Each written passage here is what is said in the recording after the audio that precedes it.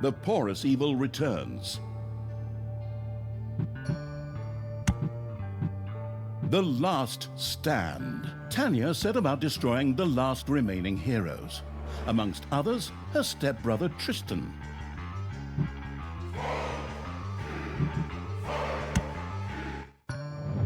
Once upon a time, long, long ago in, hell, well, you know the rest, the absolute evil had, in the fabulous predecessor to this game, taken over the entire overworld with its creatures.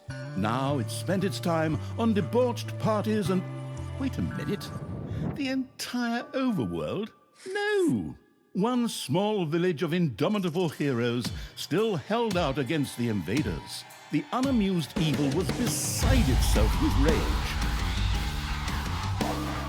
But all this was about to change once and for all, because the remote controlling evil sent its most vicious general into the field, the dark elf Talia.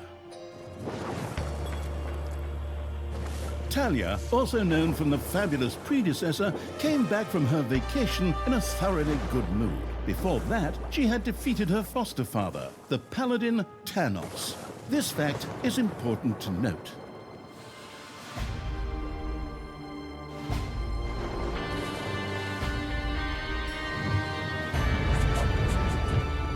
For this last remaining village of heroes was protected by none other than Tristan, foster son of Thanos and Talia's stepbrother. This proud warrior in shining, his handsome heroic chest accentuating armor, was the last glimmer of hope for the forces of good.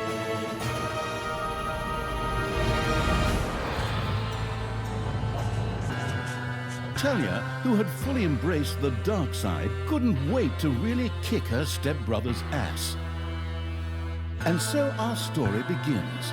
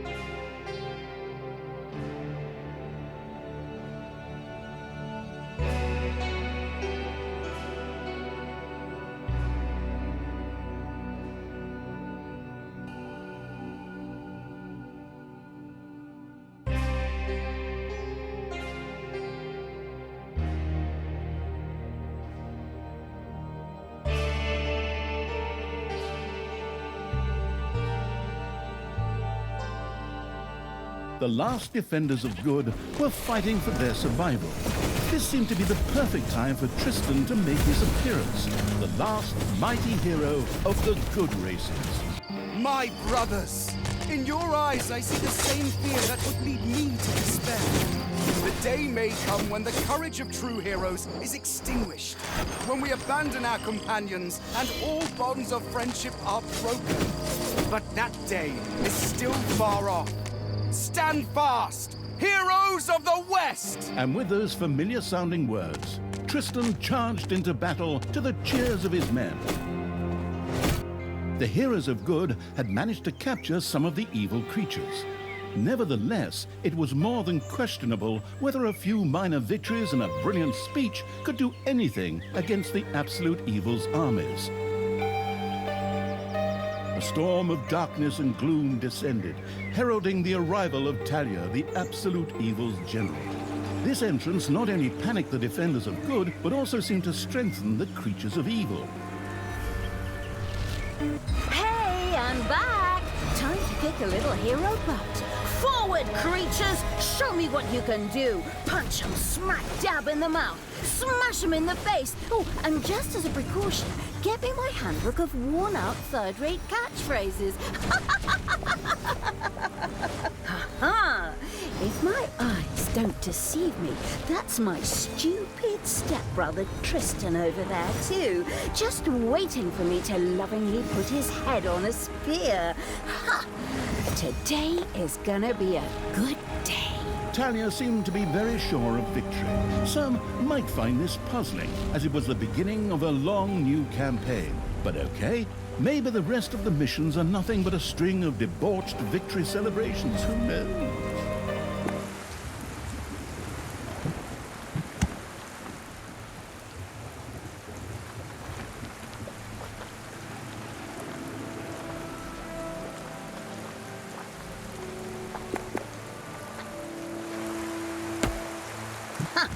A few pitiful opponents. I'm gonna massacre you. If I can just remember how that works again. Fortunately, Talia's instincts took over at this point, something which wannabe pro gamers often refer to as auto-attack. Talia also remembered that she had a few skills that she could invoke whenever she felt like it. Oh, right! Boom! That's how it's done.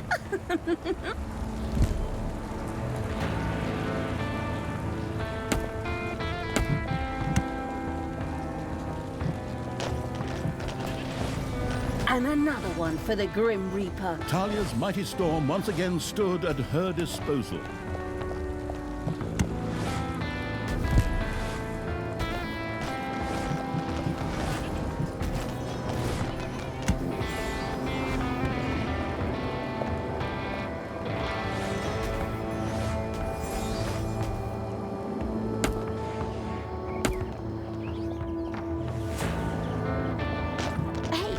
Did someone actually cage my subordinates? Ah, forget that. I'm the only one who's allowed to do that. Time to bust these things open. Pulverize them. Nuke 'em!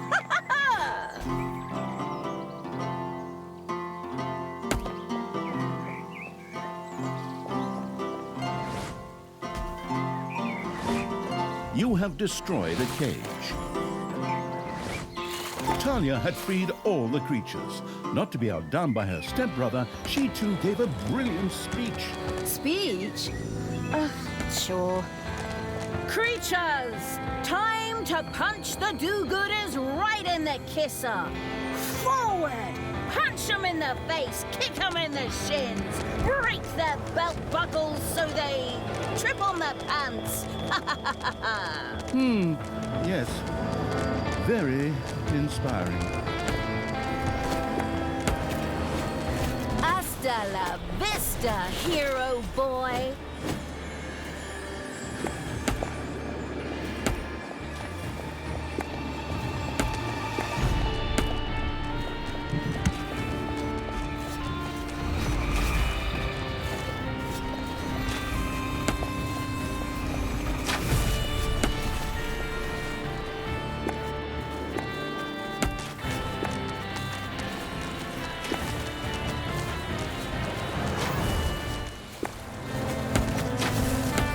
Talia had reached the center of battle.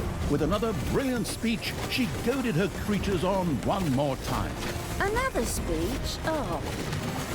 Ding dong, the hero's dead. That okay? Honestly, I don't know if I can work with you like this. After Talia's words, the creatures surged forward and flocked to their linguistically under-talented leader. Or would like to, but the defenses on the left and right flanks made progress impossible. Talia had to destroy them in order to receive further support.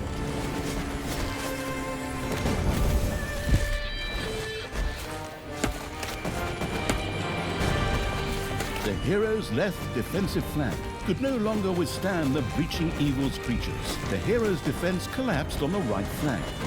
The monstrous evil's creatures flocked to Talia. Excellent. I can always use more cannon fodder. I mean, loyal subordinates.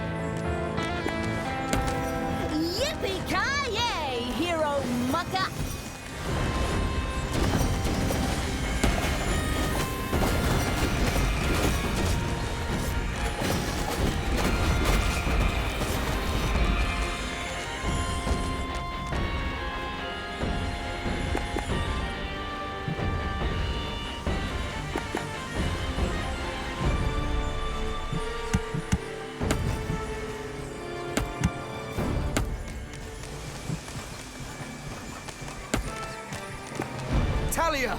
Stepsister! You dare to show your face here after killing our foster father? Yeah. Is that a trick question? You can see I'm here. Thanos deserved what he got. And I thought to myself, hey, like father, like son. You will pay for your deeds, sister. The light will protect me.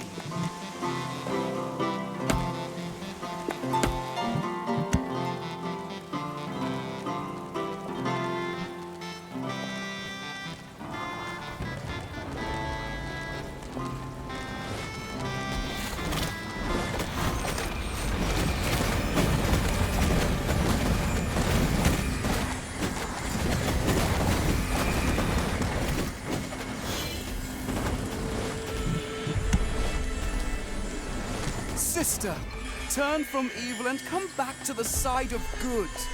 See the power of light. With these words, Tristan was bathed in a golden light that seemed to protect him.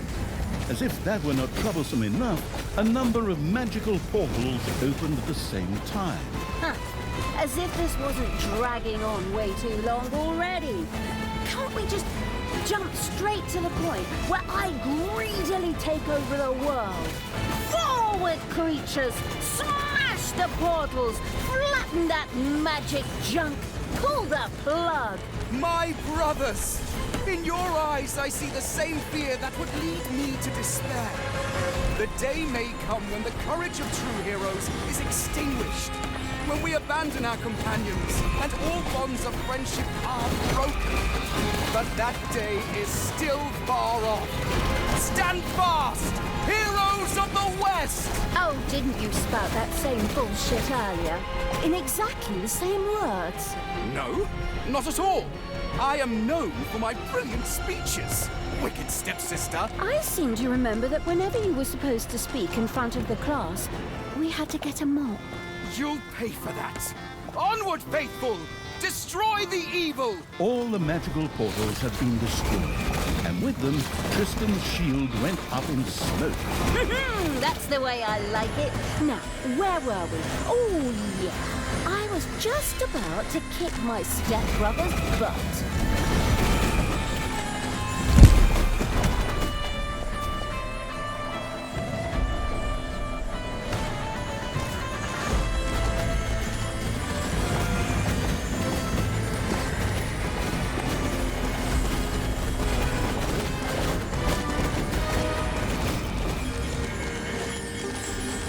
Talia! This isn't the end! We'll meet again!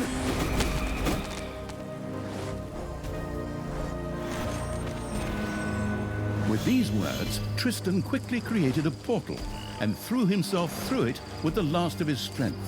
The portal closed again behind him. Treachery! Fraud! Cheater! This was supposed to be my victory! And what the hell kind of glove is that anyway? Looks to me like game design forgot to balance the thing properly. Maybe the people in charge were still too captivated by your great speech. It brought tears to my eyes too, however, not of emotion. As if the bird brains these evil creatures have needed grand speeches. A few skulls to bash in, and the social calendar for the evening is filled. Well, each to their own.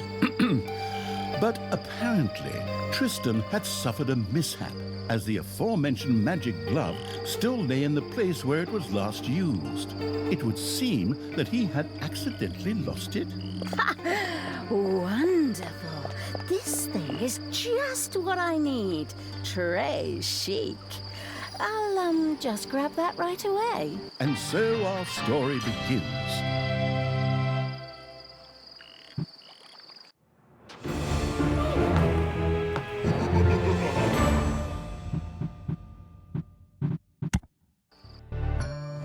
Tristan had managed to give Talia the slip, but she had been able to capture his magic glove. The Gauntlet of Finitude, a fabled artifact. Unfortunately, UI overlays don't work in cutscenes, so Talia couldn't read just exactly what the glove did.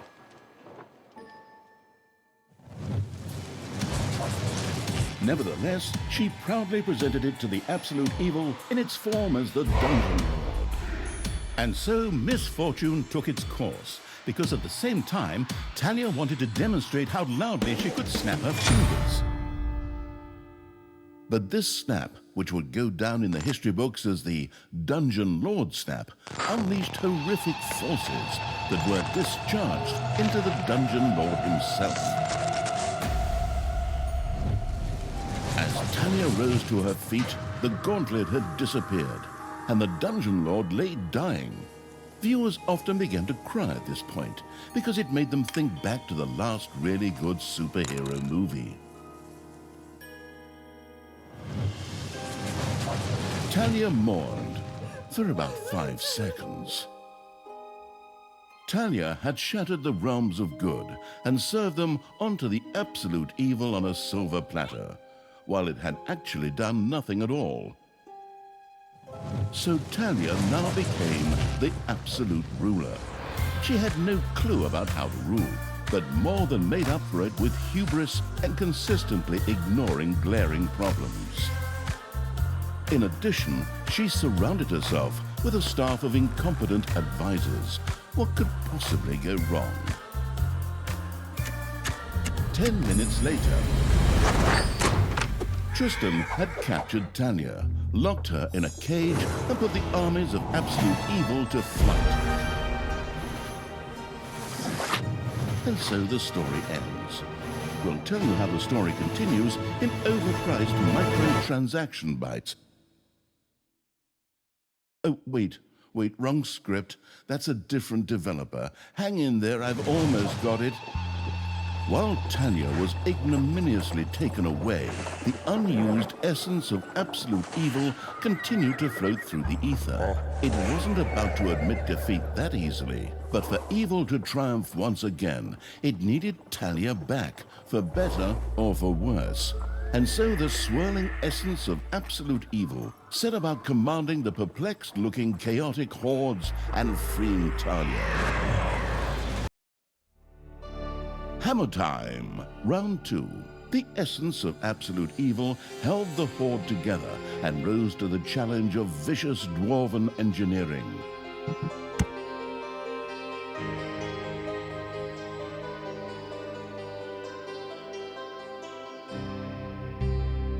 Tristan! Let me out of this damned cage, you stupid little good elf. Otherwise, I'll have a hard time wringing your scrawny neck. What the hell do you want from me anyway? Talia, stepsister, your deplorable deeds must not go unpunished. You have slain our foster father, Thanos, a blasphemous affront to our goddess, whom you, to top it all off, have also slain. But we will have plenty of time to argue on our journey. I am here for the stone. Brynhild, if you please. You know you can, you little cutie. Oi! Go on, you lazy lot. Get that destroyer of worlds class hammer going.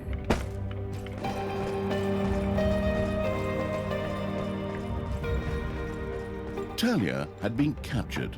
Only the bubbling around the place essence of absolute evil could save her.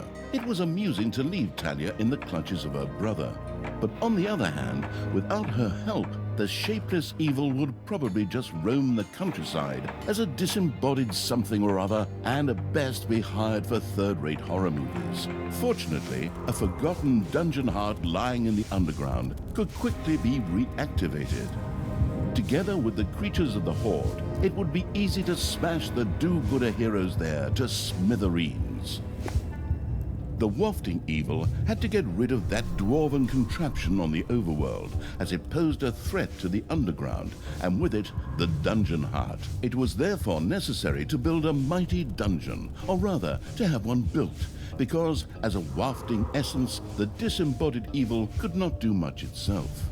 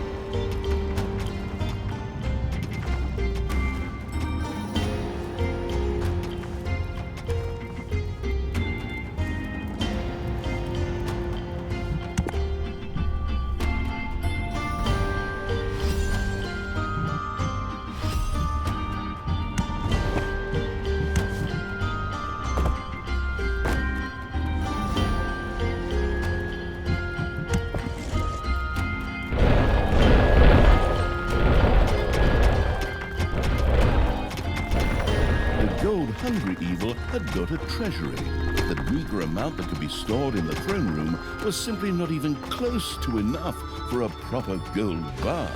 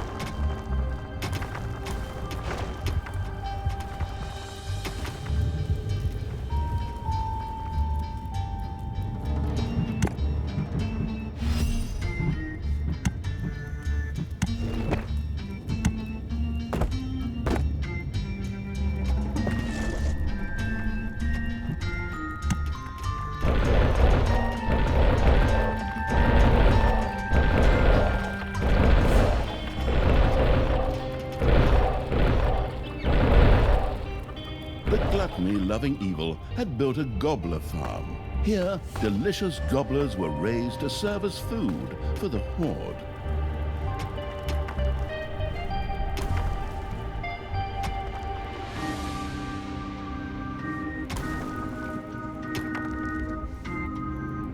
Payday!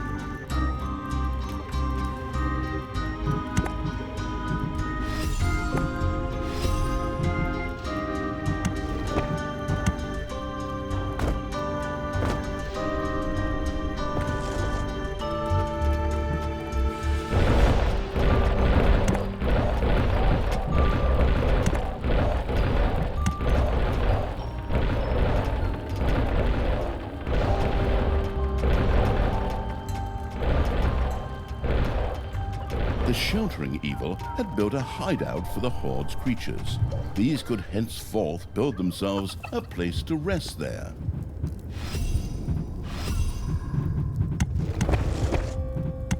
The army-raising evil had recruited its first creature, a bit underwhelming considering that it was sitting on the throne of the gods a short time ago. But fresh starts are never easy. The evilest evil could use the hand of terror, not only to intervene, but also to lend its little snots the impetus they needed by giving them a spirited slap. The attitude-adjusting evil had struck one of its little snots.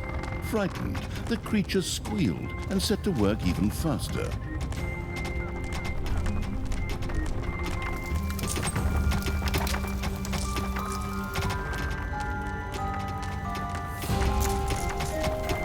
The detestable evil had earned some delicious evilness. Excellent things could be done with it, such as exploring new stuff. However, first, a place had to be found where the evilness could be stored. The absolute evil quickly built a vault of evilness.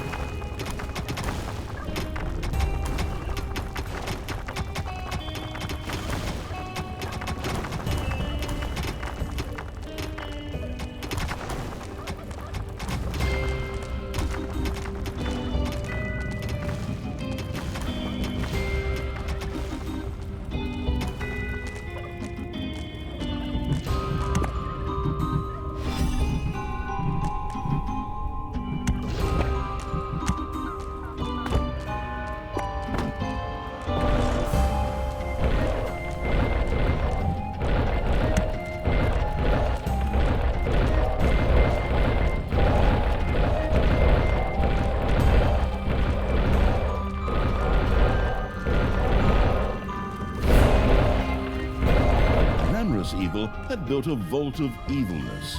This allowed it to henceforth store evilness and use it. Oi! No need to sit around being lazy when we could be picking up a little gold while we're here, eh? On you go, lads! Grab the nearest gold vein. Sooner or later, the greedy dwarves would dig their way into the dungeon. The perfidious evil used a workshop to prepare traps to stop the gold-stealing dwarves in their tracks.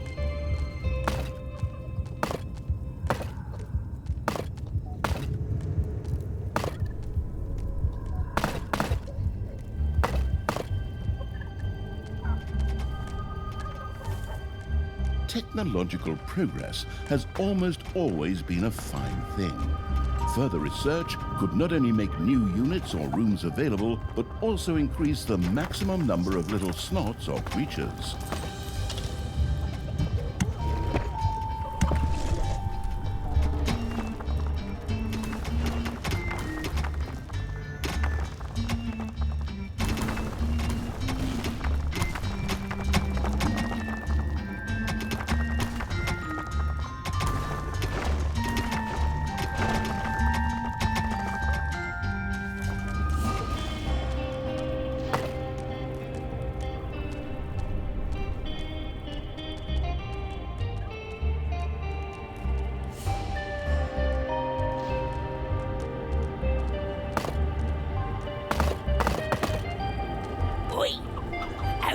This stone thing going to take, lads? Snookums and I were planning on dying of old age here. I sure hope not, because I have a whole different set of plans for just how you lot are gonna die here.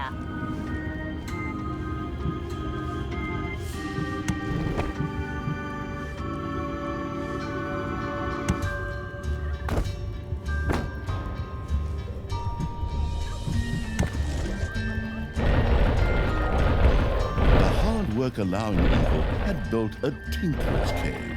Here, little snots could use the work units to make toolboxes, which were needed for the more extravagant dungeon accoutrements.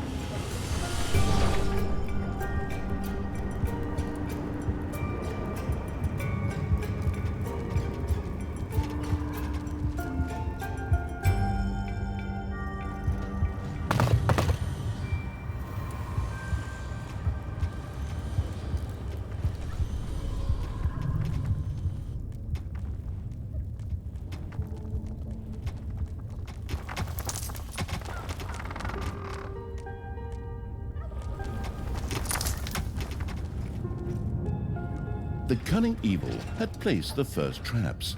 This would make it much harder for the greedy dwarves to steal the gold from the treasury or even destroy the dungeon heart itself.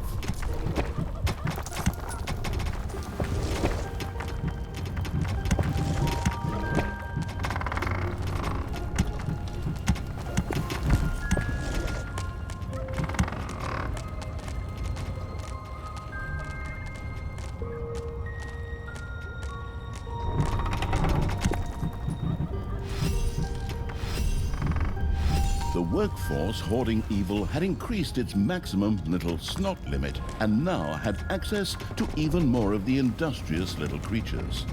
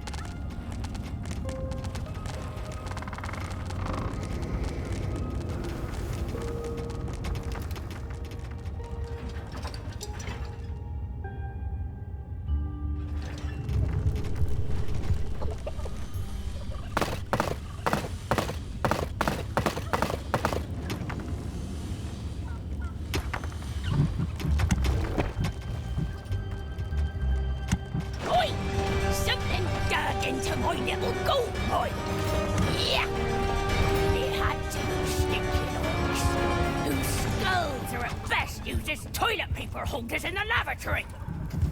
Okay, boys, tear this joint to the ground. Dwarves had opened a passage into the dungeon. The little snots immediately executed Order 67, as they had been instructed to do by Talia in such a case, which meant that they ran through the dungeon with their arms flapping wildly. At the same time, they opened the secret trap cache, so that the tricky evil could give the dwarves a very warm welcome. Oi! Did you little honey buns forget your little baby bottles? Or how did you manage to lose to a bunch of lousy orcs? But fine. We still have some reinforcements here. Reinforcements? Attack! Obviously, the danger from the dwarves had not yet been neutralized. Luckily, the little snots had made a few traps in their spare time, and they were only too happy to make available to the all-consuming evil.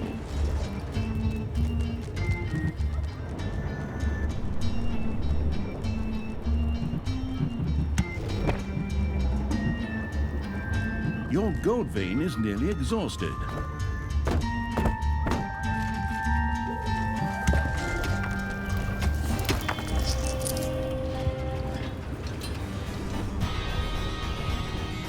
Payday.